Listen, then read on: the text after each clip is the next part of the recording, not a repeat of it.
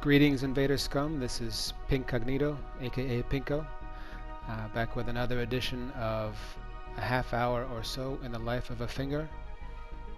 And we're going to spend our day in the catacombs today, one of my absolute favorite places to invade.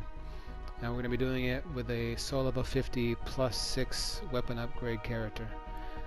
This is my luck based character, so primary damage stats are derived from leveling luck.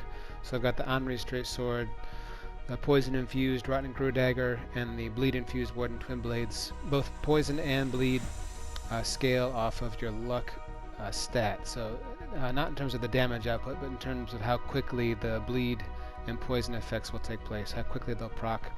And Henri straight sword scales primarily off of luck. You get very little damage scaling from the strength and dexterity. I've also got the iron round shield. I don't have it hollow infused because even though that would give me a damage boost, I really prefer to have the stability of just the normally upgraded shield. And pretty standard ring layout for me. I switch between the hornet ring and the silver cat ring as needs dictate. But stats on the right, so nothing too outlandish there.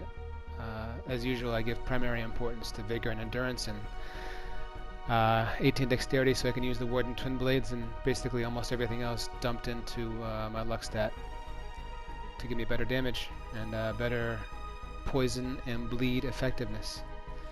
And so just a quick note about this character, since in a recent post on Reddit, Saint Riot was kind of hyping up my I guess my build development in terms of the creativity, which is very flattering, and hopefully that bears out through these videos. So this little chap is named Woebegone Naj. Woebegone just because it tickles me every time I use this character that my luck build is this sad little guy. And Naj is a name I use on a ton of characters. If any of you participate or watch Saint Riot stream, I've had several invaders come into his world that have Naj as their name. It's basically a self-referential throwback for me from when I was a young nerdling playing Dungeons and Dragons. My very first character was named Naj, which is just John, which is not my name, spelled backwards. So there, I think I've provided some nerd credentials and testified to my own startling lack of creativity. So anyway, so this is Woebegone Naj. I really love playing with this character. He's a more recent invader for me, but he's just been a ton of fun to use. So all the invasions today, I'll start from this area right after the Abyss Watcher's boss room, because I find that it's better chance of invasions that play throughout the level here, and much less chance of the dreaded Wolnir fog wall cheese. So let's get to it. Okay, first invasion. Just kind of a programming note. I've changed the display from PSN ID to character name, partly for just kind of roleplay purposes, to kind of hopefully get a better sense of people's creativity. Although, you know, a lot of people just name their characters, you know, Pyro 2, so it's not always super creative and it's often pretty memey, but gives a little better sense of immersion sometimes. So we're starting with the Warden Twin Blades here, and I used to use the Twin Blades, both these and the Cell Swords, a lot when I first started invading, particularly as a watchdog. I used them all the time, and I used to be pretty decent with them, but I don't use them that much anymore, so I'm pretty rusty. And one difficulty I've had with this build is that because it's bleed infused, it's really, really tempting to just spam the L1, because I can proc bleed, I think, automatically in 3 successive hits. There, you can just see it procced, and it did massive damage. But it's so tempting to use the L1s to proc that bleed that I get kind of uncreative with my play. Here, I just switch up to the straight sword to give him a change of pace. And he overcommits on his R1s, and then foolishly tries to heal right in front of my face. But so, first invasion with Grunt Nugget went pretty well.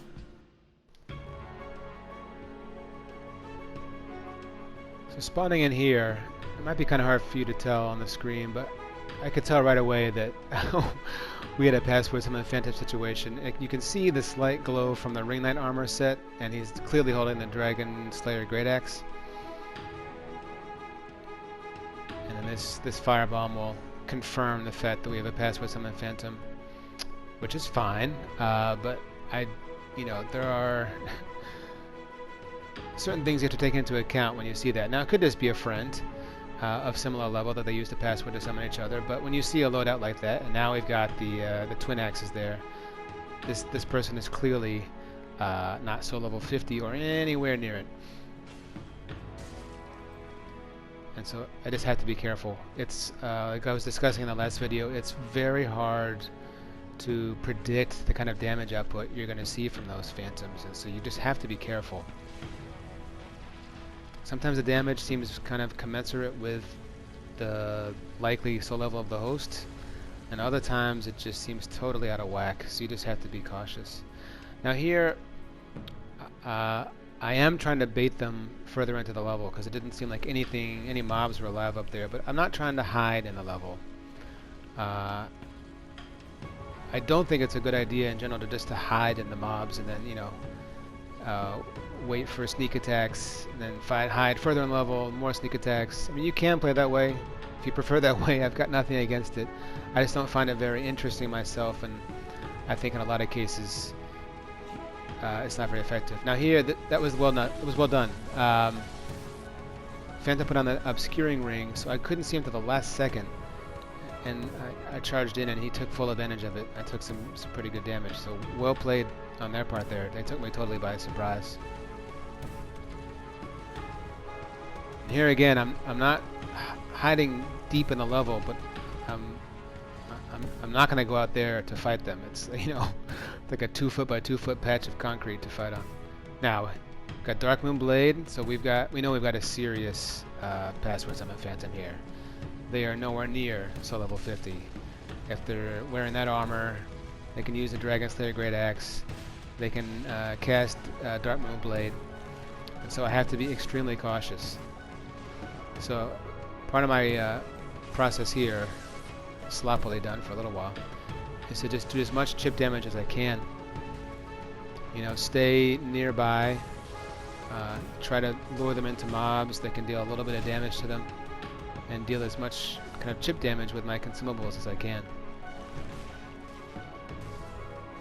But they're playing smart too. They're not just charging deeper into the level. They are, just as I am baiting them further into the level, they are baiting me to chase them down. And I've got nothing against that. That's smart play on their part too.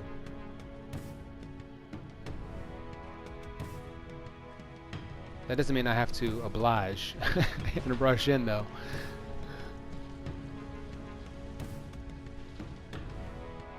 So that was kind of a useless Undead Hunter Charm, frankly, because there's no way they're going to come out and attack me after I throw that. Now here, I try to make a play to be aggressive.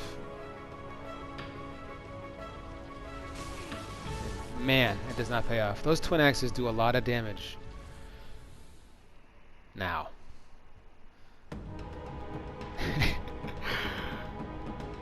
So I get some sarcastic applause from the Phantom for my poor play there. Perhaps deserved. Now, did it get me tilted? Maybe a little bit. You saw me go to my gesture menu almost immediately. But not tilted like in an angry way, but tilted as in, I'm going to be a try-hard invader for the rest of this damn invasion, guaranteed. So he's brought out Leto's hammer, further confirming his high-level status. Now, I'm not picking a gesture to mock.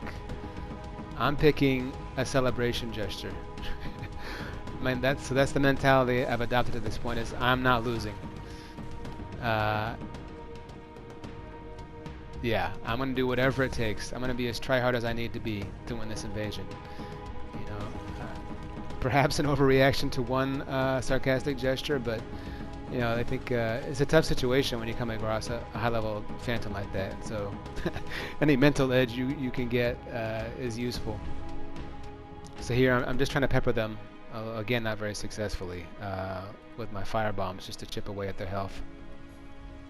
Because even making them use just one additional Estus helps me out. Now here, man, check this out. I am a goddamn ninja. Look at that shit. I could never do that again in 1,000 years. That was some serious hitbox porn right there. So there's some secret tech for you. You can dodge great arrows with a very carefully timed kukri. Take that to your duels. Not that anyone ever uses a great bow in a duel, but you know what I mean. I decline to use my high-level ninja skills on that particular great bow shot.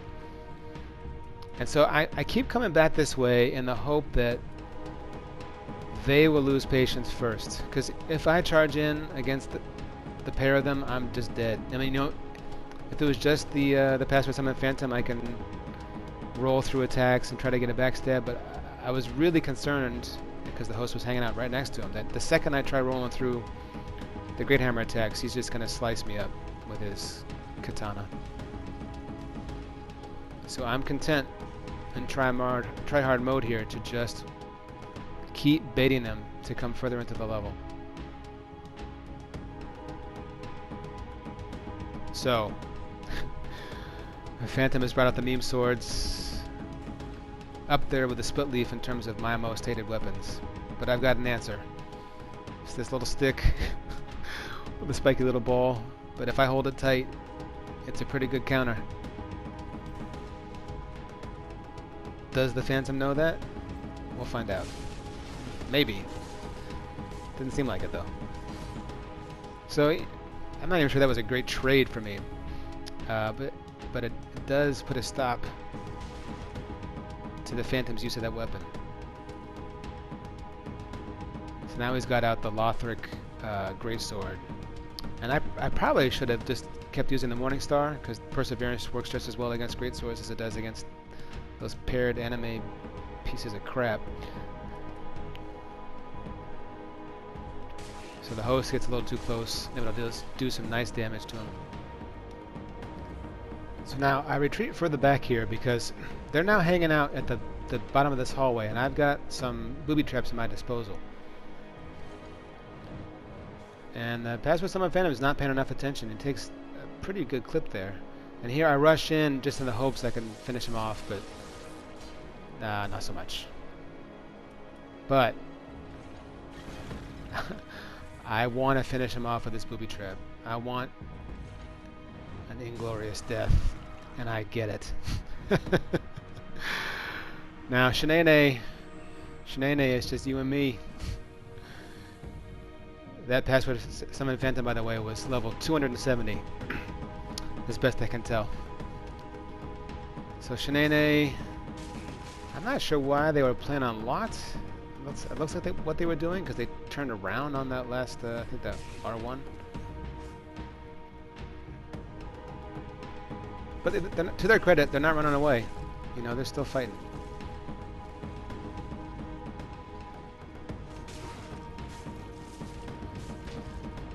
I just get the partial, but it's still a parry, and it's still beautiful. So now, hosts, you get to experience my joy. Ah, what a fun invasion.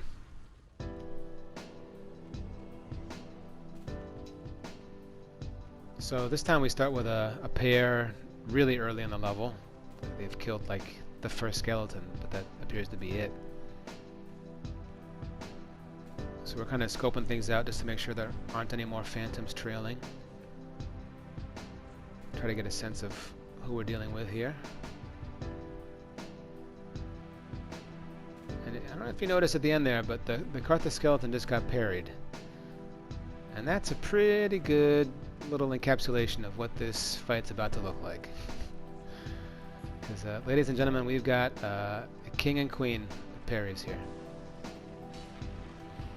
Got, Sunlight and his host. And boy, oh boy, do they like Cestus parries. Now, to be candid, I really hate fighting this style of play.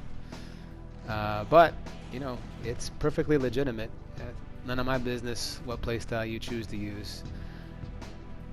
But it is a real challenge when you're fighting in a 2v1 to fight people who are spamming cestus parries, because I mean it can be bad enough just against in a 1v1, but in a 2v1 it's particularly problematic because even when you think you've got an opening on one of the opponents, the other one can just be spamming parry in the vicinity and still clip you with the parry, and that's just serious trouble.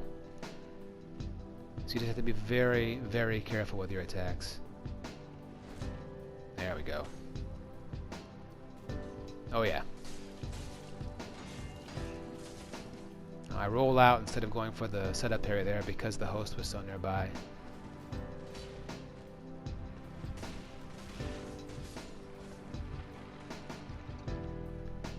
Now the Phantom is look at all those parries. The Phantom is password summon, but their loadout does not suggest high level, although they do some pretty good damage with that Thrall Axe.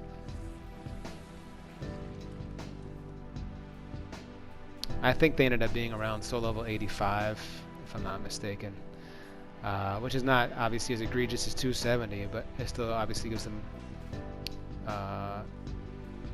some loadout possibilities that you don't get at soul level 50 or so. Now here the Phantom is switched to using Quick Step, which against the straight sword, not super smart. I was completely untroubled by their move to Quick Step, and it nearly killed them outright almost immediately. And they wisely gave it up at this point, if I recall correctly.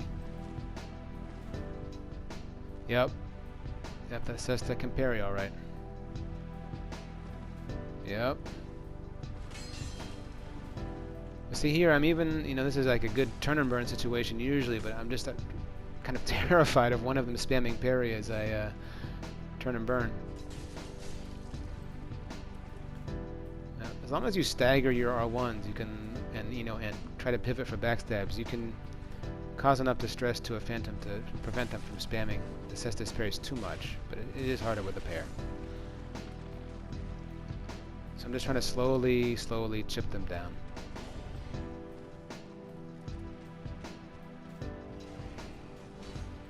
Now, this was not a smart move on my part, because I get impatient. I'm tired. I'm tired of the cestus parries, so I immediately fall right into a face tank parry. And barely get out.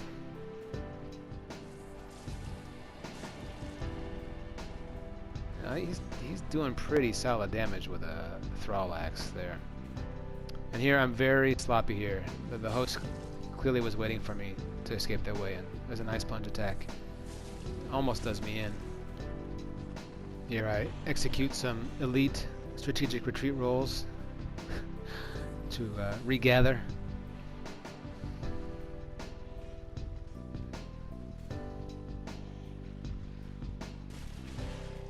So the Phantom's kind of disappeared temporarily, so I try to get some hits in on the host. But he makes his return. Now, the only thing sweeter than getting a backstab on a parry spammer like this, the only thing sweeter is this. Oh man. Oh, that parry felt so nice. So now it's just me and Bobby. Bobby's still throwing out those parries. So I initially, after much stumbling in my menus, switched to the Warden Twin Blades because they have that nice unparryable weapon art. But my rust with these weapons was really showing here. I just could not figure out a way to get in on the katana. And I frankly didn't want to risk losing the invasion trying to figure it out in this moment. So I switched back to my sword and board. Trusty sword and board, because it's very easy to get in on a parry spammer like this when you've got a shield, even a small one. At this point, Bobby is absolutely panicking, which tells me that she's got no Estus left. So So a couple of quick chase downs and victory is ours.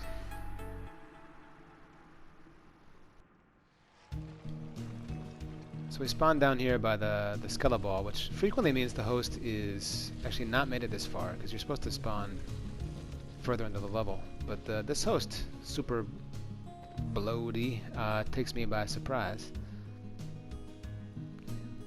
Literally lost control of my movement and accidentally jumped when I saw him. I presume it's a he. Super bloaty is a little gender ambiguous.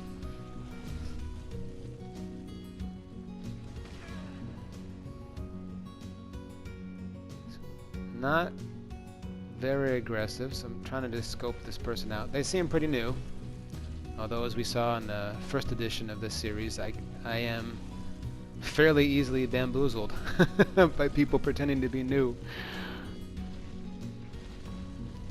But I try to give them the benefit of the doubt. So, Super Bloaty is making a dead run for the... Well, he can't make a dead run to the bonfire, but he's making a dead run for as close to a bonfire as he can get. So there you can see I pull up on my chase down. Just because I'm sensing some serious newness to the game from this host. Now, he stops here to fight me, but frankly I had no no interest in fighting him out here. So I kind of encourage him to move further in so we can have a little more space to operate.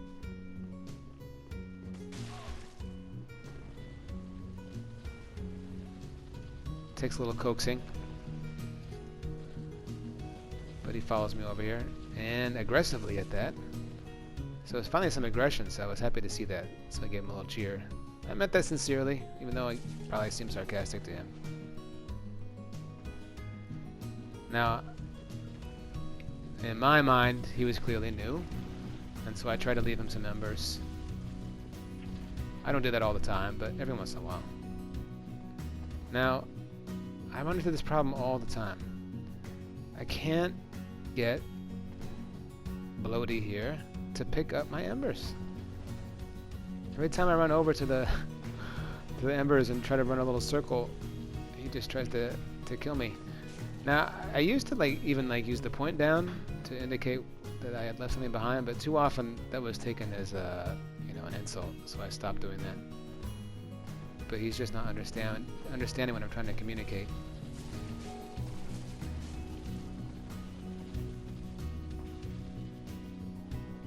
So I take my embers back. I'm only wanting to play that game for so long.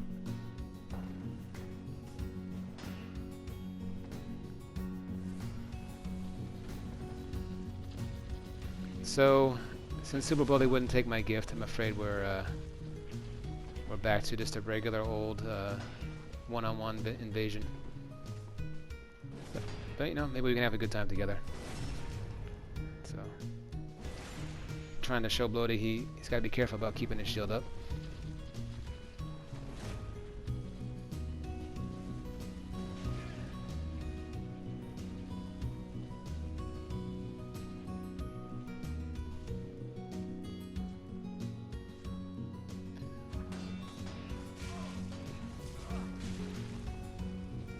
Yeah, frankly, I'm not even really sure what to say about these kinds of fights. I'm still here to invade, and so even if they're a new person, I'm still going to fight them for the most part. Even if he had picked up those embers, we would have fought afterward. I wouldn't have just black crystalled out. Because invasions are, they're part of the game. And I personally love getting invaded. And I have since Demon Souls, and I wasn't really an invader until Dark Souls 3. So I just try to make the fight, legitimate and fun for the opponent. So GG, Bloaty. Hope you enjoy your playthrough.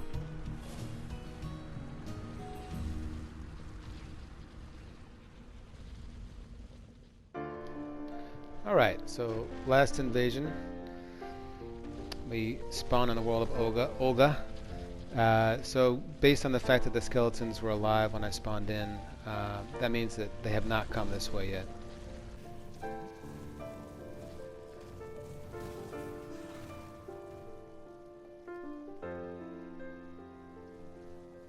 just checking to make sure what the status of the mobs is. Now you'll see here with that blue arrow, the host uses the seed of the giant tree before they have any idea where I'm at, which is just not strategically wise. You know, since the seed got nerfed, it only has a 45-second timer, so I can really easily just wait it out. Now, the seed is still a really, really effective item, despite the complaints you might hear. You just have to use it strategically. You can flush out invaders. You can outright kill them if you use it at appropriate moments, which I have done many times since the nerf. But you just can't use it like that. There, I whiffed the backstab. I've really got to work on my backstab game. Just rewatching these clips of me fighting Ultra Greats, it's a good indicator that I often have difficulty landing them in situations when I should. Need to watch more mass team videos, I guess. Here, I make a retreat when the Phantom shows up, because I'm not willing to fight the two of them in that space. My hope was they would follow me this way, so I could drag them into this deeper part of the level, which is much more advantageous for me. I'm trying to get some passive regen with the Sun Princess ring while I'm hanging out.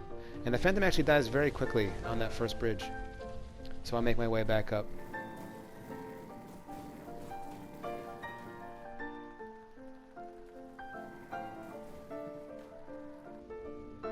Olga and I resume our Dagger v Ultra Great dance. Now, Olga, you may have noticed, has a peculiar layout for someone who is in the soul level 50 range. I suspect, I mean, clearly had to mule the Smo's armor and the Fume Ultra Great. You just can't get those this early in the game. And in order to use them and have the strength to use that sword, I suspect has some +3 rings on her as well. That is allowed within the game's mechanics, and so it's just something you have to deal with. It's not something I do myself.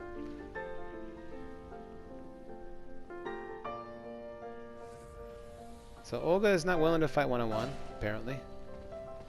So I know I'm going to have to make another strategic retreat here shortly. Definitely not going to go the way I did the first time, because since they weren't willing to follow.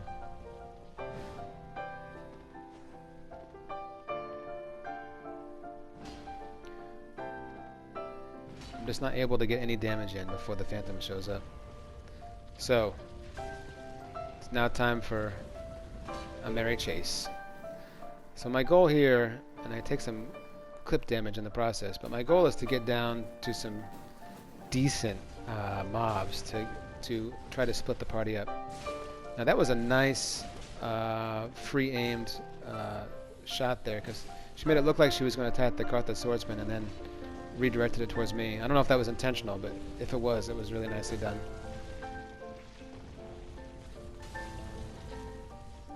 Poor Bruin taking some savage hits from that Skeleball. So I retreat further back here where there's another Kartha swordsman. Now I have a choke point here, but given the weapons they have, I cannot hold it. They're just going to overpower me, just like they did. But the Kartha swordsman provides me with exactly what I need, which is to split them up. I initially go towards the Phantom to try to kill him outright while he's tangling with the swordsman, but the host rushes me and then overcommits, gives me the space I need. One roll catch and we're done. So a little victory lap for Woebegone Naj. He had a pretty good night. Thanks for watching, everybody.